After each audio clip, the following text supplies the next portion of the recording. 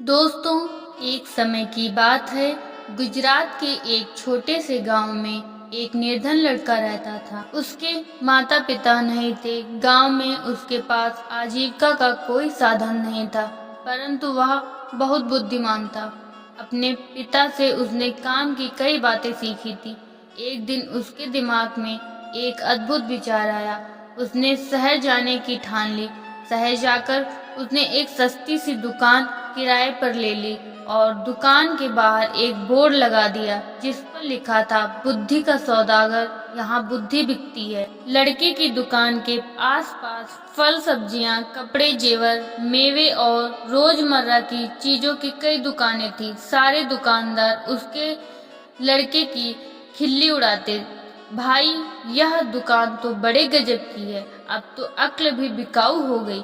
लड़का उनकी बातों की कोई परवाह नहीं करता था। वह दिन भर आते जाते ग्राहकों को आवाज लगाता रहता, आओ आओ बुद्धि ले जाओ, एकदम खरी, सस्ती और उपयोगी, एक दाम सही दाम, आओ साहब ले जाओ। लेकिन बहुत दिनों तक बुद्धि के सौदागर की दुकान पर कोई भी ग्राहक नहीं आया। एक दिन उसने दुकान बंद करने का निश्चय कर लिया। तभी एक दिन धनी सेठ का मूर्ख लड़का उसकी दुकान की ओर से गुजरा। उसे समझ नहीं आया कि यह कैसी दुकान है, कोई फल या सब्जी होगी। मेरे पिता मुझे हमेशा निर्बुद्धि और मूर्ख कहते रहते हैं, क्यों न थोड़ी बुद्धि खरीद लूं। यह सोचकर उसने सौदागर लड़के से कहा, एक सेर बुद्धि के कितने पैसे लोगे?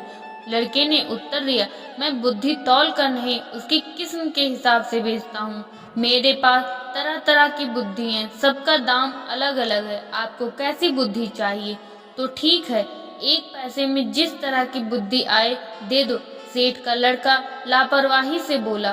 सौदागर लड़के ने कागज की एक पर्ची पर निकाली और सेठ के बेटे को दे दी। उस पर्ची पे लिखा था, जब दो लोग झगड़ रहे हों तो वहां खड़े होकर उन्हें देखना बुद्धिमानी नहीं है।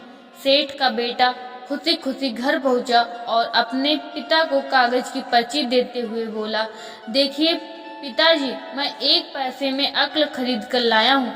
सेठ ने पर्ची पढ़ी और तमा कर बोले, मूर्ख, एक पैसे में यह क्या लाया है? यह बात तो सभी जानते हैं, तुमने मेरा एक पैसा डुबो दिया। सेठ तुरंत सौदागर की दुकान पर पहुंचा और उस लड़के को बुरा भला कहते हुए बोला, लोगों को ठगते हुए तुम्हें शर्म नहीं आती? मेरा एक पैसा वापस करो। क्यों?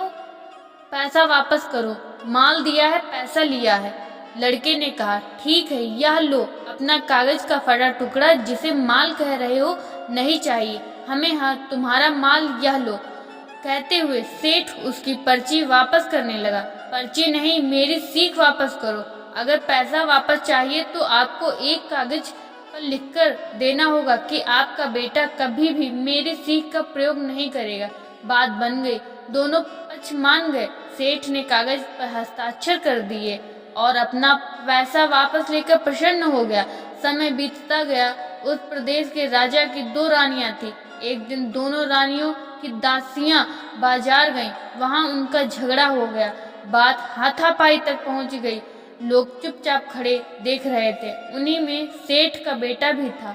झगड़ा बढ़ता देखकर सारे लोग एक एक कर वहां से चले गए, मगर सेठ का लड़का करारनामे के अनुसार वहां से नहीं जा सकता था। वह अकेला ही खड़ा रह गया। बस फिर क्या था, दोनों दासियों ने उसे अपना गवाह बना लिया। झगड़े की बात राजा रानियों तक पहुंच गई। सेठ और उसका लड़का राज दरबार में लाए गए। दोनों रानियों ने लड़के से कहा कि वह उनके पक्ष में गवाही दे। सेठ और उसके बेटे के तो होश उड़ गए। वे सहायता के लिए बुद्धि के सौदागर के पास पहुंचे। बोले, हमें किसी तरह बचा लीजिए, मैं 500 रुपए लूंगा। लड़के ने कहा, ठीक है, ये लो 500 रुपए। सेठ ने तुरंत 500 रुपए निकाल कर सौदागर को दे दिए। देखो, जब गवाही देने के लिए बुलाया जाए तो पागल की तरह व्यवहार करना, बुद्धि के सौदागर ने उपाय बताया। सेठ के बेटे ने वैसा ही किया। राजा ने उसे पागल समझकर महल से बाहर निकाल दिया। इसी तरह की एक दो घटनाएं और हो गईं। बुद्धि के सौदागर के चर्चा राजा के कानों में भी पड़ी। राजा ने उसे बुलाया और पूछा, सुना है तुम बुद्धि बेचते हो, क्या तुम्हारे पास बेचने के लिए और बुद्धि है? जी हुजूर, आपके काम की हो तो बहुत है, लेकिन 1 लाख रुपए। सौदागर लड़के ने कुछ हिचकिचाते हुए कहा, तुम्हें 1 लाख रुपए ही दिए जाएंगे, तुम पहले बुद्धि तो दो। राजा बोले। सौदागर ने एक पर्ची राजा को दे दी। राजा ने पर्ची खोलकर पढ़ी। पर्ची पर लिखा था, कुछ भी करने से पहले खूब सोच लेना चाहिए। राजा को यह बात बहुत पसंद आई। उन्होंने अपने तकिए के खिलाफ पर्दों पर, अपने कक्ष की दीवारों पर, अपने बर्तनों पर इस वाक्य को लिखवा दिया, जिससे वह इस बहुमूल्य बात को कभी न भूले और न ही कोई और भूल सके। एक बार राजा बहुत बीमार पड़ गए। राजा के एक मंत्री ने वैद्य के साथ मिलकर षड्यंत्र रचा और उनकी दवा में विष मिलाकर ले आया। राजा ने दवा का प्याला अभी मुंह के पास रखा ही था कि उस पर खुदे शब्दों पर उनकी नजर पड़ी, कुछ भी करने से पहले खूब सोच लेना चाहिए। राजा ने प्याला नीचे रखा और दवा को देखकर सोच में डूब गए कि यह दवा पीनी चाहिए या नहीं। वैद्य और मंत्री को लगा कि उनका भांडा फूट गया।